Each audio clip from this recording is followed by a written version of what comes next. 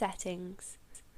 In the Settings window, you can change the settings for each measurement channel. Use the up and down arrow keys to select the parameter you wish to change. Then, use the left and right arrow keys to change it to the required value. If a channel is not being used, it is best to change its status to disabled.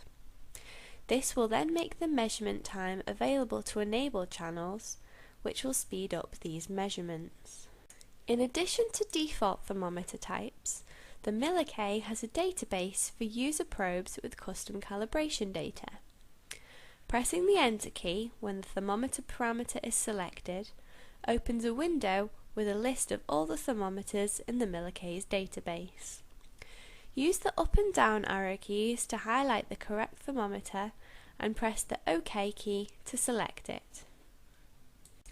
Press the Enter key when Sample/Reading or Reading in Stats are selected. This opens a numeric entry window. This may be quicker than using the left and right arrow keys to change the value.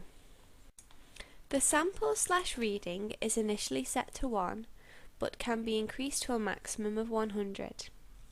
This will cause the MilliK to take the specified number of samples for each reading and will reduce the noise at the expense of measurement speed.